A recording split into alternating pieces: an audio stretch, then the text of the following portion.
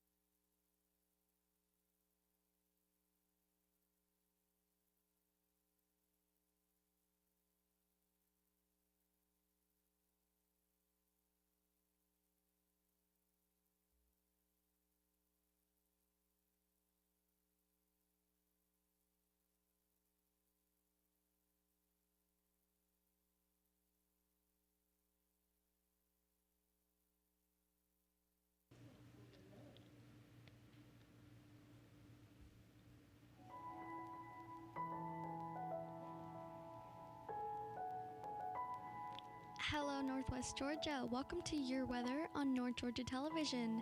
Scattered thunderstorms today with clouds, a high of 88 and a low of 67.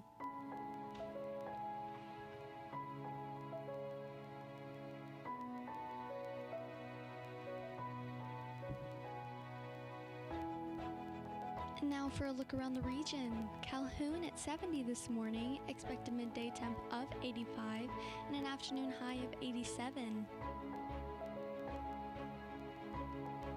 Chatsworth starting at 69, 83 at midday, mostly cloudy with storms and a high of 87. Chickamauga had 69 this morning, expect a midday temp of 84 with clouds and storms and 85 in the evening. Cajeta, 69, warming up to 83 by noon. Sunny with a few passing clouds and showers, then 86 for the high.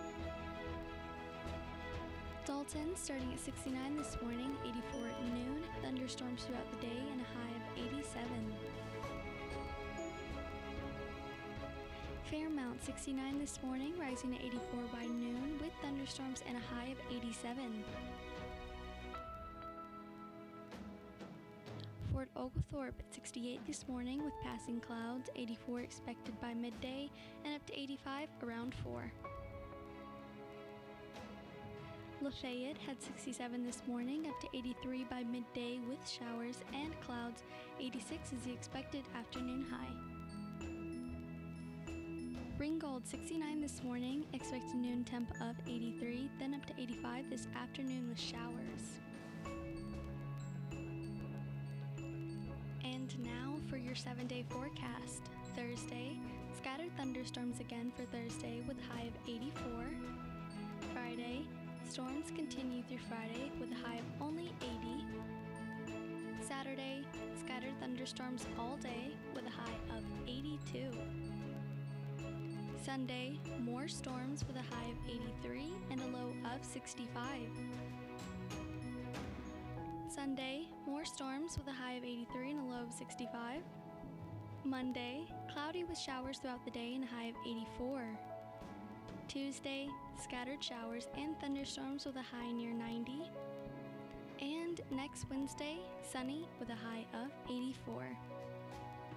And that is your weather forecast. Whatever the weather, North Georgia Television hopes you have a blessed and beautiful day.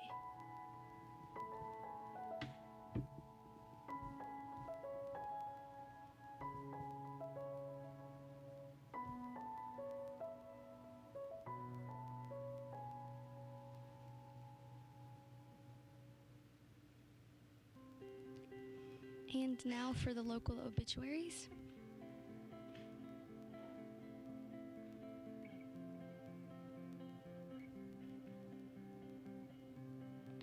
O.C. Jolly, age 87. Mr. O.C. Jolly of Ringgold, Georgia, passed away at home on June 1st. A visitation will be held 2 p.m. to 3 p.m. on June 8th at Ringgold First Baptist Church, followed by the funeral service at 3 p.m. with Reverend Eric Kennedy officiating. Arrangements by Heritage Funeral Home, Battlefield Parkway.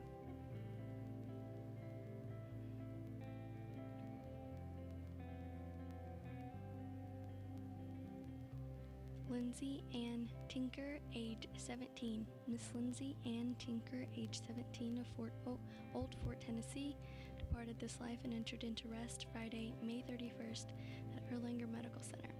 Service to celebrate the life of Lindsay will be held 11 a.m. Saturday, June 8th from Benton United Methodist Church with Reverend Dave Whaley officiating. Arrangements by Ponders Brainerd Chapel in Chattanooga.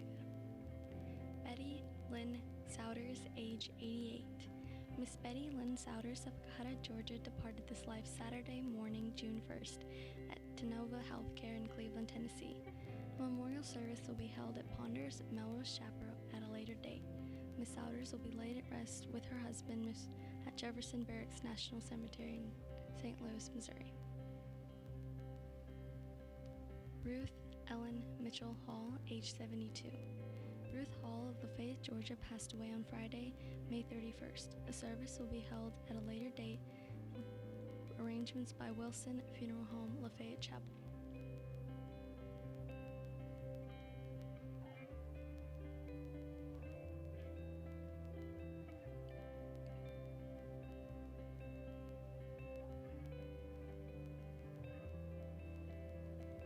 Mr. Bobby Jean Ramsey, age 84. Bobby Ramsey of Lafayette, Georgia, passed away Tuesday, June 4th. Survivor and arrangements will be announced at a later date by Willis Funeral Home in Dalton, Georgia.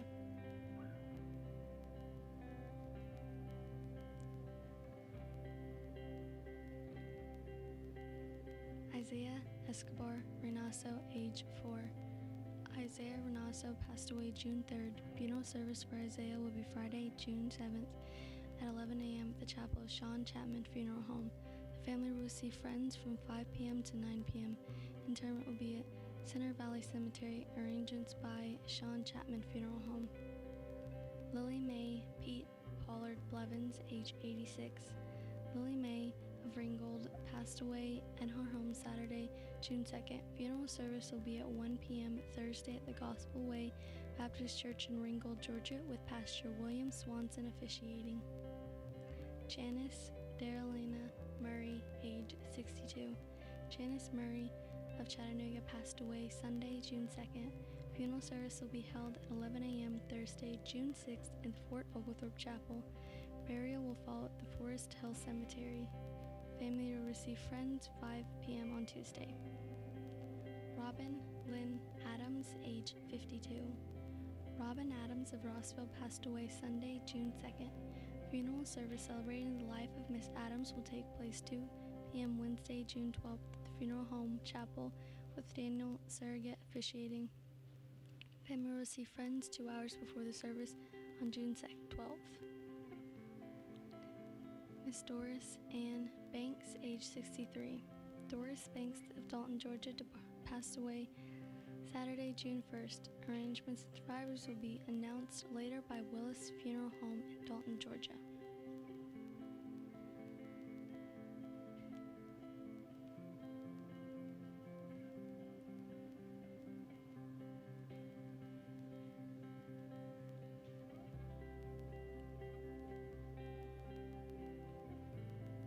And those are your local obituaries. Stay tuned for your local news.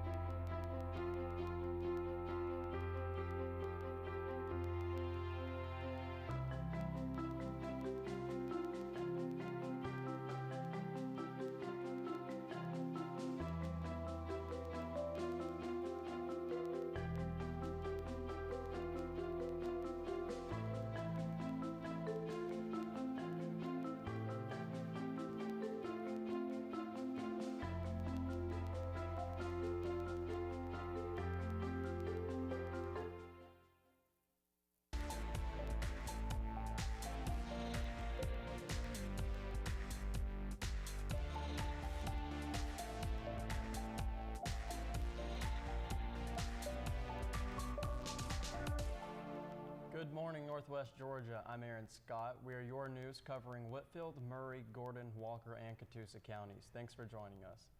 Coming up in the news today, a message from the League of Women's Voters, Dalton Little Theater Scholarship recipients, Whitfield County Grand Jury declined to indict Varnell Police Chief, To Free a Mockingbird by Dalton native takes a stage in ATL this weekend, Georgia First Commission launches new website and upcoming events in North Georgia.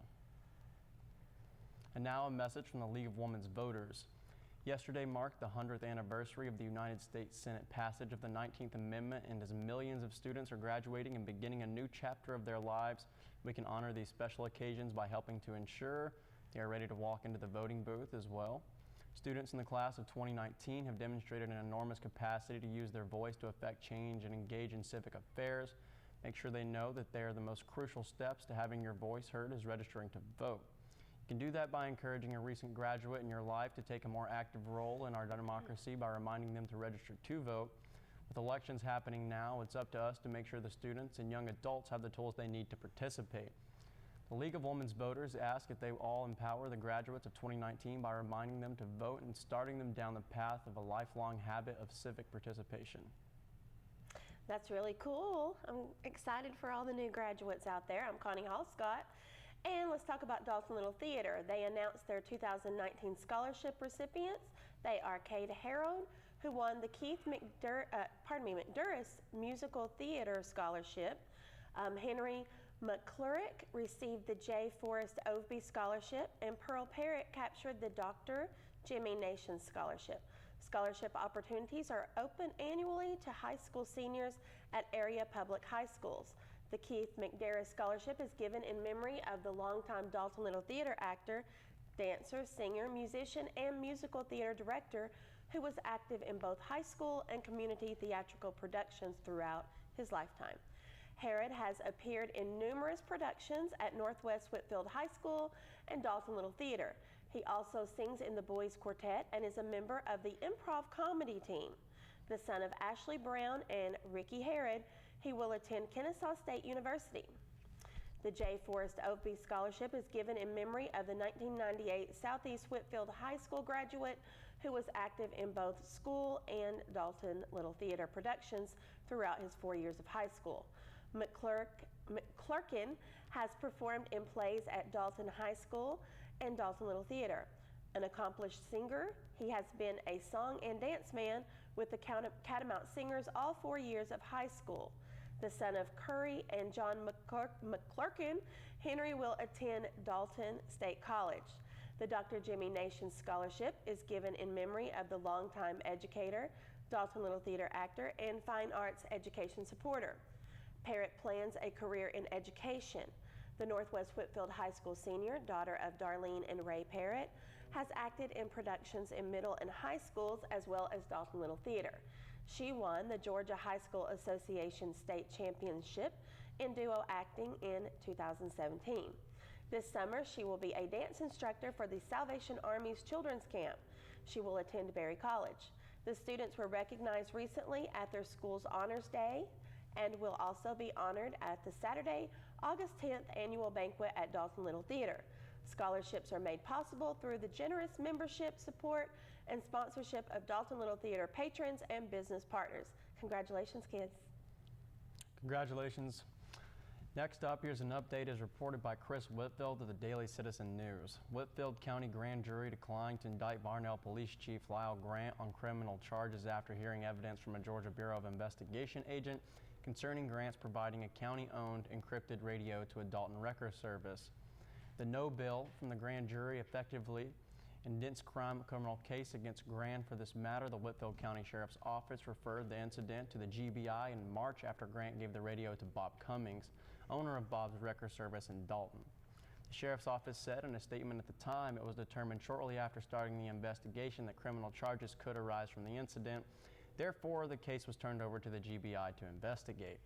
Attempts to contact Grant and his attorney Marcus Morris were unsuccessful Thursday afternoon, and messages left for Worth not immediately returned. Despite the decision by the grand jury, Varnell manager Mike Brown said Grant will remain on paid administrative leave until Tuesday's City Council meeting at 6 p.m. at City Hall. Mayor Tom Dixon placed Grant on leave on April 30th with Lieutenant Greg Fowler serving as interim chief.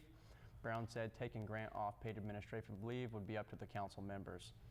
District Attorney Bert Poston said evidence was presented by GBI Special Agent Steve Rogers to the grand jury. Poston and Rogers presented the case, and after their presentation, Grant was allowed to make a statement and answer questions from both Poston and the members of the grand jury. Public officials and law enforcement officers are afforded an opportunity that regular citizens are not to make a statement to grand jury if they are accused of a crime in the performance of their official duties. Morris was in the grand jury room during the Grant statement, but was only allowed to speak privately with Grant. Grant needed legal advice. Mr. Morris had no speaking role in the process, Poston said. The defendant makes a statement and is subject to questioning by members of the grand jury and the prosecutor. I don't want to get into the particulars, but yes, I ask him questions and the grand jury also asked him questions, he said. In an incident report, the sheriff's office noted the possibility of felony theft by conversion due to Chief Grant converting Whitfield County-owned property to private use when he knowingly and willfully gave or loaned the radio to Robert Cummings to use in his private business. Another possible charge was reckless conduct due to Chief Grant providing an encrypted police radio to a private citizen and his employees to use and disregarding the potential safety risk to law enforcement officers engaged in undercover sting narcotics operations. Poston said the only charge he presented to the grand jury was theft by taking for appropriating property to Grant's own use. The charge was a felony based on the value of the radio. Poston said he didn't press for the reckless conduct charge. I think the theory behind that reckless conduct was by providing the radio to a private citizen, it might jeopardize someone's safety, Poston said. There was no evidence that had ever happened, and I didn't feel that was sufficient to even present to the grand jury. Poston said there were aspects of the case that were particularly significant. The radios were owned by Whitfield County and are provided to the municipal police departments of Cohutta, Tunnel Hill, and Varnell. And it looks like we're ready to go to break. It does look like we're ready to go to break. So we'll be right back. First Bank of Calhoun and First Bank of Dalton are proud to serve our communities, providing the products you need plus the personal service you expect from your hometown bank. We offer the latest technology, like customized instant issue debit cards, InstaPay, and more. And with our experienced First Elite bankers, switching to First Bank has never been easier. Stop by and see what sets us apart. First Bank of Calhoun and First Bank of Dalton, your bank for life. Member FDIC. I am Ron McKinney, pastor of Kinsey Drive Baptist Church in Dalton, Georgia. KDBC has been the birthplace of several Christian organizations. It was the birthplace of Christian Heritage School 30 years ago, and through the Academy of Fine Arts, Labrie Symphonic Orchestra was founded by KDBC members Gene and Betty Lindauer. The ministry of KDBC reaches around the world with the missions of To Every Tribe Ministry, and I was a founding member of North Georgia Fellowship of Christian Athletes in 1992. Majesty is the longest running television program on North Georgia television. For 28 years, we have faithfully proclaimed the doctrines of grace. Kinsey Drive Baptist Church welcomes you to visit at 2626 Kinsey Drive on Sunday morning at 11 a.m. Our website is kinseydrivebaptistchurch.com. To God be all the glory. Hi, I'm Deborah. So glad to have you as part of our North Georgia television family. It's been great settling into our new programs. Thank you so much for all your feedback and support. It's a joy to get to be with you. I want to announce a new partnership we have with our Hispanic neighbors. We've lived in community together, and now we're honored to invite them into our television family. I want to introduce you to a special friend, Veronica Estrada. Welcome, Veronica. Thank you, Deborah. It's a pleasure to be part of the North Georgia television family. Our goal is to join together our communities. Yes, and we're working on a bilingual television program with WDNN and DGA. Veronica will be hosting this program, and it will talk about the local news, events, and sports of the surrounding counties.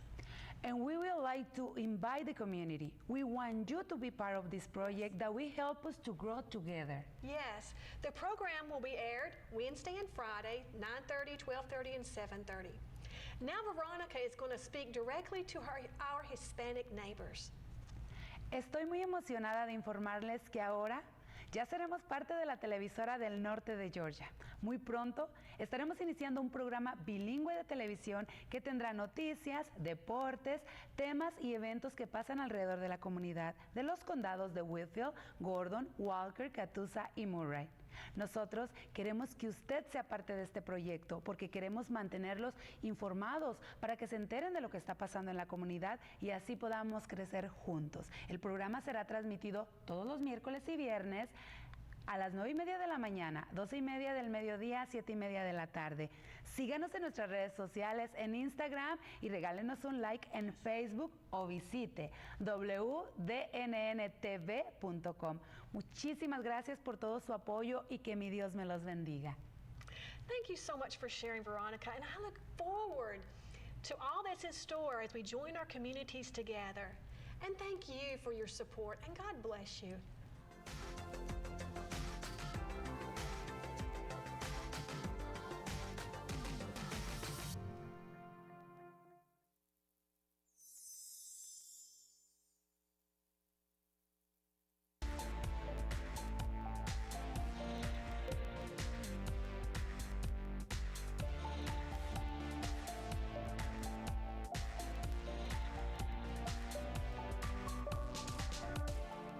Hey, welcome back to your local news. I'm going to jump right back in with the story where I left off a moment ago, talking about Poston, who said there were aspects of the case that were particularly significant.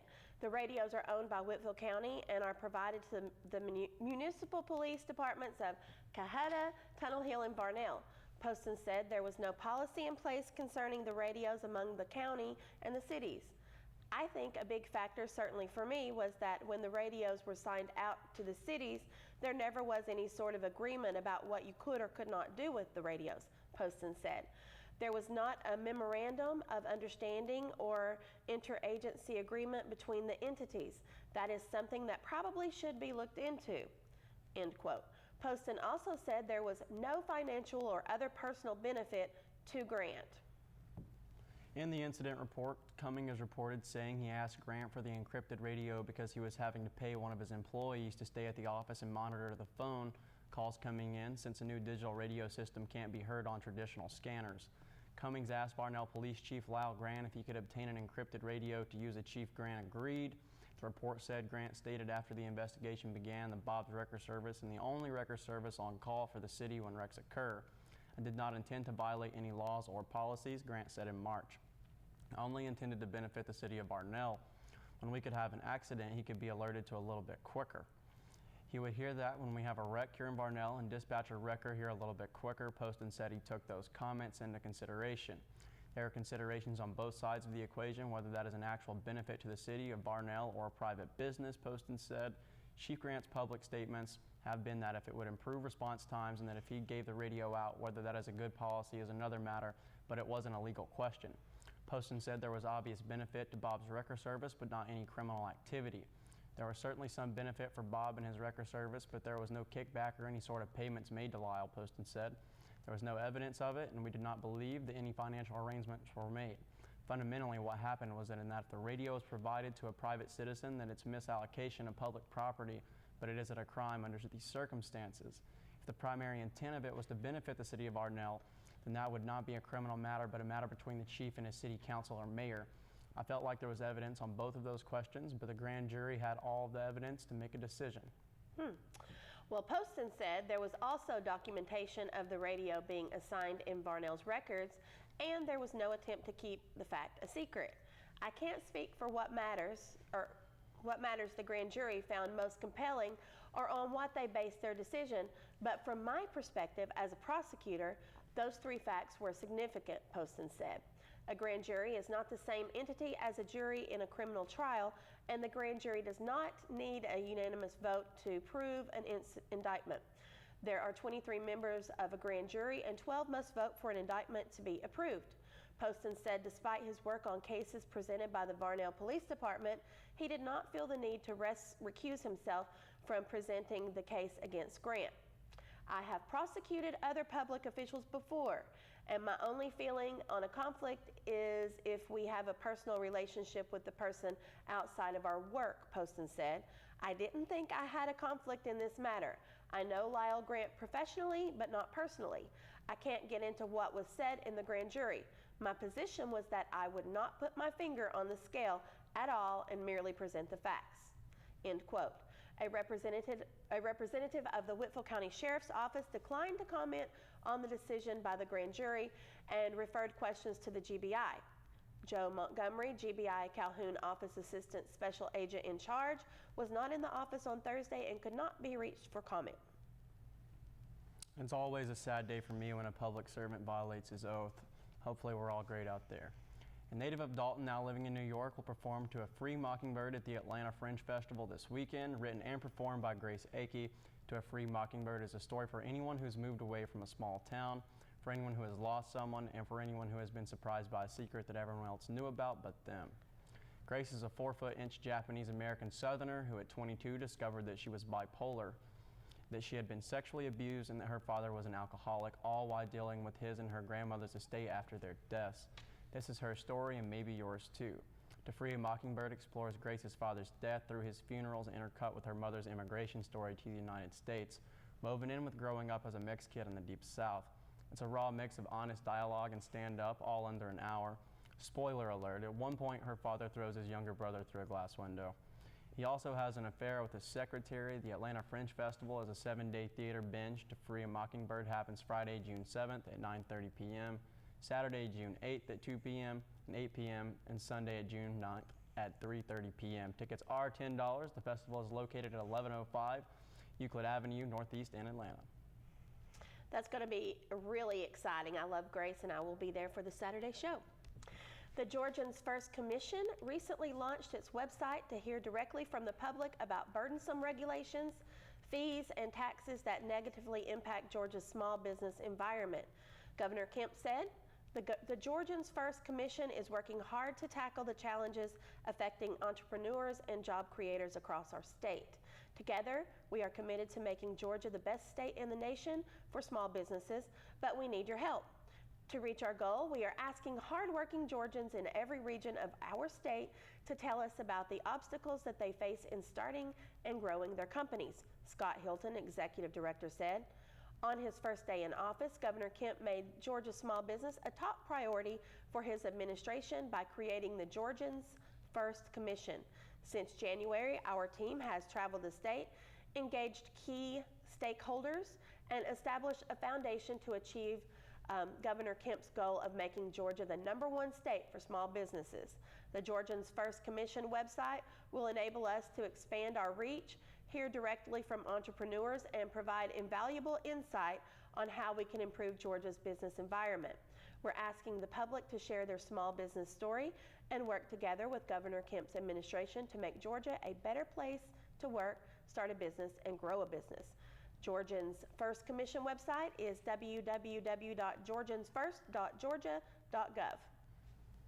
And now for upcoming events around the area. First up, Divorce Southern Style opens at Dalton Little Theater on Friday, June 7th, and will continue with 5 more shows through June 15th. Written by Jennifer Jarrett and directed by Ronald King. Produced through a special arrangement with Dramatis' Play Service. Divorce Southern Style is a fast-paced, wildly funny farce centering on the zany schemes of a middle-aged divorcee who decides that it's time to get right back together with her ex-husband. Divorced for 15 years and running low on cash, Eleanor Bander decides reconciliation with her ex-husband, whose second wife died the year before, is her best hope. To lure him with striking range, she tells him that their daughter is about to be married, hinting that it is a forced situation, when the truth is that her daughter is merely engaged again for the 5th time to her long-standing fiancé. The ex-husband Walter not only arrives but brings along his current flame, a former classmate who was Eleanor's competition from high school days. As the plot thickens, which it does with growing hilarity, Eleanor's friends and neighbors become involved in the action, culminating in a surprise birthday party where the truth at last comes out. But Walter is prepared to forgive and forget and falls easily into Eleanor's trap, so easily in fact that Eleanor is the one who is not second thought, deciding that it is better after all to stay single and broke than to resume the bickering that drove her away from Walter in the first place. For more information, visit www.daltonlittletheater.com. And it appears we are out of time. We have more for you tomorrow, so rejoin us then.